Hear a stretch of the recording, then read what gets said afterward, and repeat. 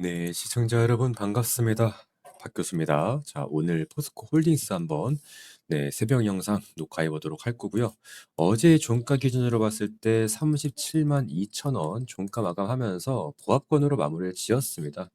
근데 지금 저는 사실 이 포스코 홀딩스의 매물대를 먼저 좀 말씀을 드리고 싶은데, 자, 지금 31만 원, 30만 원부터 32만 원짜리의 이만한 매물대가 지금 쌓여 있는 걸 여러분들이 보실 수가 있습니다.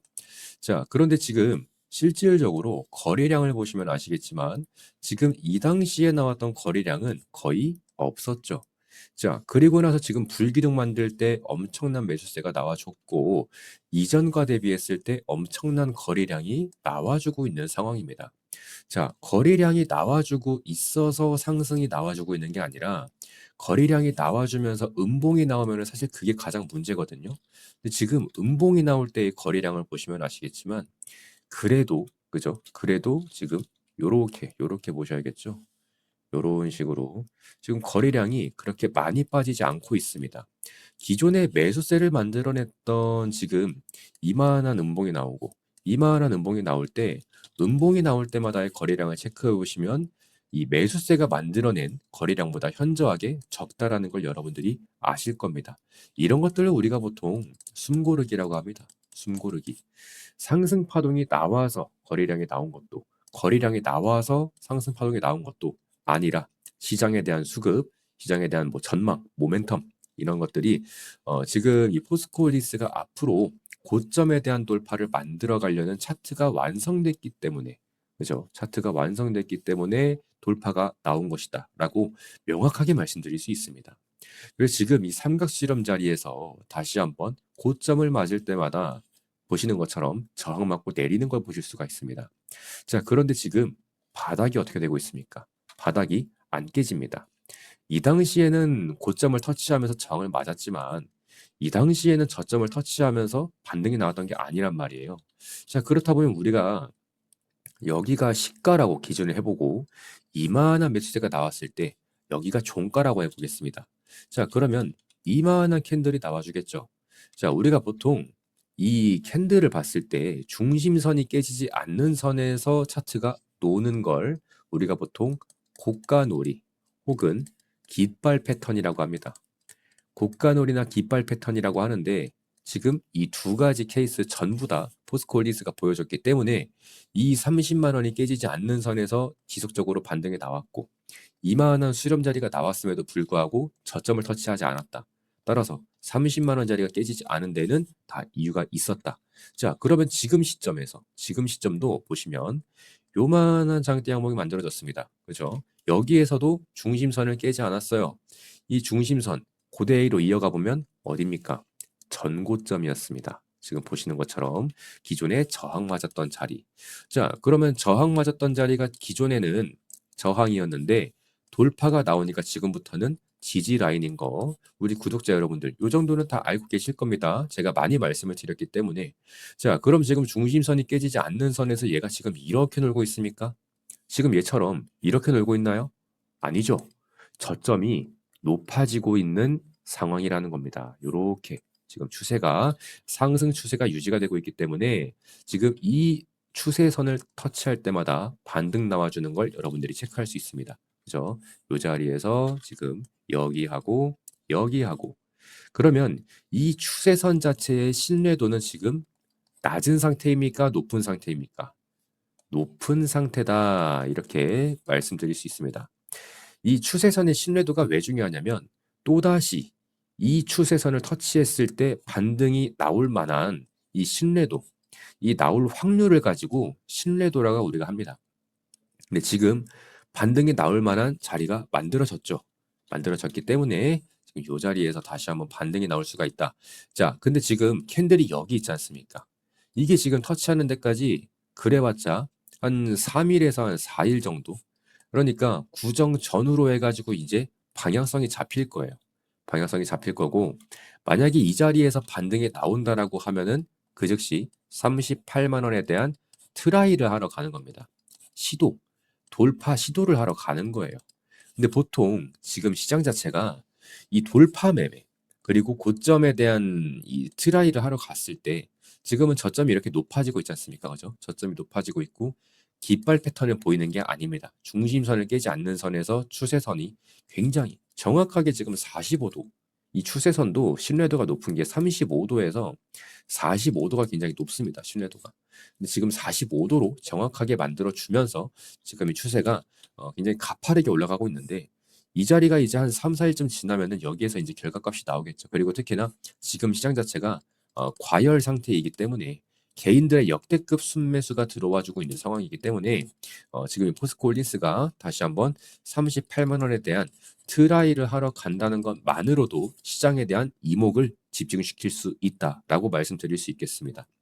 기존의 뭐 EV에 대한 캐즘이라든지 철강 산업의 둔화라든지 아니면 뭐 리튬 가격의 하락이라든지 이런 것들 때문에 이 포스코홀딩스의 주가가 고점 대비해서 이만큼이나 빠졌다가 지금 약간 회복하고 있는 상황이지 않습니까? 이 모든 것들은 전부 다 상승 랠리의 초입입니다. 초입. 고점 찍고 나서 요렇게 눌리던 거 이제 고점 뚫고 나서, 그죠? 이제 고점 뚫고 나서 지금 이평선 자체는 약간 요런 식으로 약간 이제 전환이 나오고 있는 상황입니다. 장기 이평선 기준으로 봤을 때는요.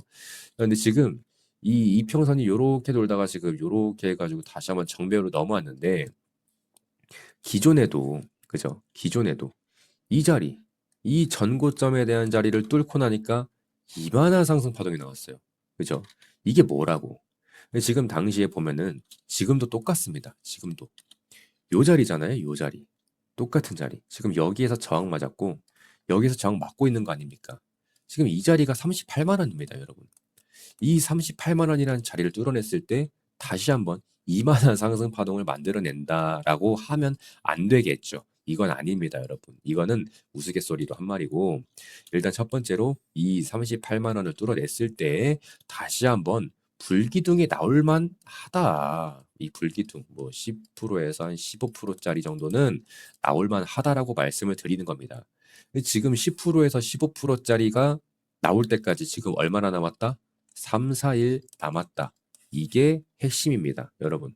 물론 제가 뭐 이제 약간 망상을 하고 있는 걸 수도 있어요. 예. 뭐 포스코홀딩스가 뭐 네가 말하는 것처럼 다 갈 수가 있냐? 당연히 아니죠. 저는 신이 아니기 때문에. 대신에 저는 이렇게 시나리오를 그리면서 단기적으로 대응을 할 준비를 합니다. 여러분들은 포스코홀딩스 매수해 놓고 나서 내년, 내후년, 3년 뒤, 5년 뒤까지 바라보시겠죠. 근데 저는 돈이 되는 자리에서는 바로바로 정리를 합니다. 이게 단기적 관점과 장기적 관점의 의미가 아닙니다. 돈을 버는 건 장기적으로 가져가면 누가 돈 준답니까? 뭐 단기적으로 간다고 해서 돈 준다는 얘기가 아닙니다. 확실하게 우리가 익절할 수 있는 자리에서는 익절을 하면서 비중을 줄일 때는 또 줄이고 비중을 또 늘릴 때는 또 확실하게 늘려가면서 수익도 챙기고 이런 식으로 대응을 하셔야 된다는 겁니다. 대응을.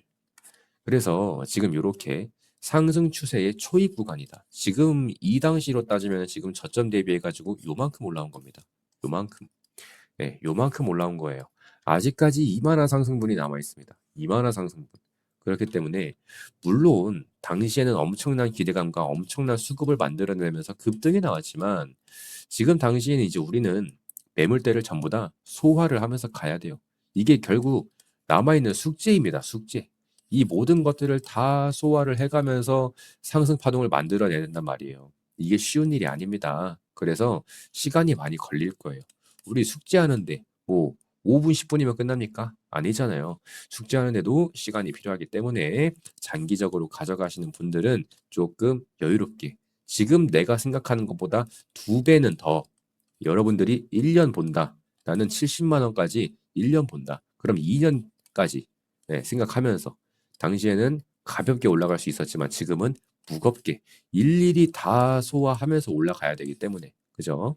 그래서 지금 저점 대비해서도 요렇게 지금 더블 바텀 만들어내면서 반등 나왔고 조금 요렇게 지금 저점이 계속해서 높아지고 있지 않습니까? 그죠? 저점이 계속해서 높아지고 있는 상황이에요.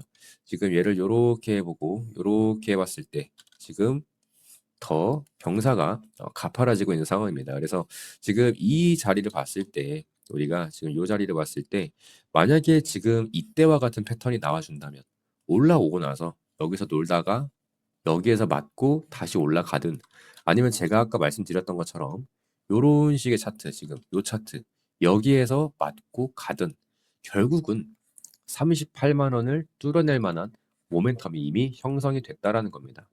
자, 형성이 됐다라는 건 모든 시장 참여자들이 지금 이 차트를 보고 있다라는 거죠. 그죠? 이미 포스코홀딩스는 고점에 대한 돌파를 하러 가고 있는 중이다라는 걸 모든 시장 참여자들이 전부 다 알고 있습니다. 이미 그려졌기 때문에 이 캔들을 우리가 전부 다 흔적이라고 생각하세요. 흔적. 데이터고 흔적입니다. 이런 것들을 하나하나 모아가지고 추세선이 만들어지는 것이고, 이동평균선이 완성이 되고, 저항이 만들어지는 것이고, 저항을 뚫어냈을 때는 그다음부터는 지지라인이 되는 것이고, 이런 것들이 다 흔적에 나와 있는 것인데 어떻게 기술적 분석을 안 하면서 매매를 할 수가 있겠습니까? 당연히 중요한 자리인데요. 그죠? 그래서 이 포스코홀딩스를 무조건 장기적으로 가져간다고 하시기보다는 확실한 자리가 나왔을 때는 익절을 하시고, 특히나 이 포스코홀딩스 같은 경우에는 고점에 물리신 분들이 굉장히 많습니다. 지금 이 자리에서부터 지금 현재까지 들고 계시는 분도 많이 계시는데, 내가 지금 2년, 3년 동안 들고 있는데 이거 언제까지 가져가야 되나? 자, 첫 번째로 만약에 저점이 깨지는 자리가 나왔을 때, 저점이 깨졌으면 여러분들은 이 자리에서 손절을 하셨어야죠. 그죠? 이게 첫 번째입니다. 근데 내가 억울해서 손절을 못했어. 자, 억울할 만한 차트가 또 있습니다. 여러분들도 다 사정이 있지 않겠습니까? 자, 여기에서 만약에 진짜 V자 반등 나왔을 때 여기에서 만약에 매수를 했다라고 가정을 해볼게요. 자, 매수했습니다. 지금 40만 원에 대충 매수해가지고 이게 50만 원까지 가는 걸 봤어. 50만 원까지 갔는데 내가 여기에서 익절을 안 했거든? 내가 20% 보려고 이걸 매수한 게 아니란 말이야. 근데 20%가 났는데도 불구하고 익절을 안 했는데 그대로 내려왔네. 그대로 내려왔어요. 자, 지금 이 자리에서 저점을 지켜주면서 반등이 나왔습니다. 야, 역시 내가 최저점에 잘 잡았구나. 똑같은 자리에서 그대로 돌아 나가네. 근데 이탈이 나옵니다. 일단 첫 번째, 이탈이 나왔어요. 여기에서 여러분들 매도하실 수 있습니까? 이탈 나온 자리에서 마이너스 3%에서 5% 손절 치면서 나갈 수 있습니까? 절대 못 나갑니다. 100% 장담할 수 있어요. 왜? 내가 20%에서도 익절을 안 했는데 손절을 어떻게 해? 나 억울해서 못해. 그러다가 지금 현재까지 이어져 온 겁니다. 그래서 지금 이 포스코홀딩스 이제 장기적으로 보유하시는 주주 여러분들의 평단가 자체가 대부분 45만 원에서 55만 원 사이예요. 아마 이 자리에서 많이 매수하셨을 겁니다. 이 자리에서. 왜? 불기둥 나왔을 때 내가 매수를 못했거든. 남들 다 돈 벌어가지고 위에서 익절하고 있을 때 나도 한번 돈 벌어보자. 여기서 많이 매수하셨을 겁니다. 그래가지고 지금 23년도부터 지금 26년도까지 이걸 질질질 끌고 오고 있는데, 이 포스코홀딩스가 또 올라주는 척만 하면은 또 이렇게 빠져버리고, 그죠? 계속 이렇게 봉우리 만들면서 빠져버리니까 이런 것들이 좀 답답하셨을 거예요. 근데 지금 당장에 단기적으로 본 분석이긴 하지만 결국에는 지금 상승 추세를 만들어내주고 있는 상황이고, 이 포스코 홀딩스를 우리가 지금 당장에 뭐 내일 모레 정리하실 거 아니지 않습니까? 심지어 얘는 지금 잘 가고 있는데 우리가 단기적으로 분석한다고 해서 큰 의미 두지 마시고, 저는 여러분들한테 매일매일 나오는 변동성에 대해서 전부 다 설명을 드려야 되니까 이렇게 말씀을 드리는 거지, 여러분들한테 당장 내일 뭐 하셔야 된다 이거 아닙니다. 네, 그래서 걱정하지 마시라고 그냥 말씀을 드리는 거고, 이 포스코 홀딩스 같은 경우에는 이제 저점이 높아지고 있는 지금 이 상황에서 우리가 3, 4일 정도만 기다리면 다시 한번 어떠한 슈팅이 나올 수도 있고, 그게 아니라면 지금 이 자리, 이 자리까지 약간 이렇게 횡보하면서 다시 한번 터치했을 때, 그리고 이것도 중요합니다. 또 하나 말씀을 드리자면, 지금 보면 변곡점과 기준점을 터치했을 때 이만한 추세선이 만들어졌잖아요. 그죠? 이 추세선이 만들어졌는데 다시 한번 얘가 갖다 붙일 수도 있고요. 아니면 빠질 수도 있습니다. 그죠? 개인적으로 지금 요 자리를 지키면서 한 번은 반등이 나오지 않을까라고 생각을 해요. 이 자리가 34만 원입니다. 물론 34만 원이 아니라 33만 5천 원일 수도 있고요. 아니면은 34만 뭐 5천 원, 35만 원일 수도 있습니다. 중요한 건 이 추세선 있지 않습니까? 요 추세선, 요게 맞닥뜨렸을 때 반등이 나오는지를 먼저 체크를 하셔야 됩니다. 왜냐면 제가 여러분들한테 변곡점과 저점이었을 때 일단 반등은 무조건 나와요. 100% 이거는 말씀드릴 수 있습니다. 물론 1분봉까지 쪼갠다고 하면 그죠? 1분봉까지 쪼갠다고 하면 절대 의미가 없는 선은 아니거든요. 근데 반등이 나왔을 때 매수세가 얼마나 붙어줄 수 있는지가 관건입니다. 반등은 나올 겁니다. 분명히. 근데 반등이 나왔을 때 매수세가 얼마나 나와줄 것이냐. 이게 포인트인 겁니다. 그래서 이 매수세가 잘 나와준다라고 하면 이 추세선에 대한 제가 아까 뭐라 그랬어요? 신뢰도가 높아진다. 그럼 여기에서 반등 나오고 또 놀다가 또 다시 한번 맞닥뜨릴 수도 있어요. 36만 원쯤. 여기에서 반등 나올 수도 있다라는 거죠. 지금 반등이 나와주고 있기 때문에. 그래서 이 추세선 그어놓고서 우리가 조금 단기적으로 같이 분석해 보시면 좋을 것 같습니다. 네, 오늘 포스코홀딩스 약간 시나리오를 좀 정리하면서 여러분들께 말씀을 드려봤는데 다시 한번 말씀드리지만 장기적으로 보되 확실히 우리가 익절하는 자리에서는 익절하자. 그리고 익절 자리는 제가 전부 다 여러분들께 설명을 드릴 거니까 여러분들은 구독과 좋아요 한 번씩만 부탁드리겠습니다. 자, 오늘 영상 여기까지 하고 마무리하겠습니다. 고생하셨습니다.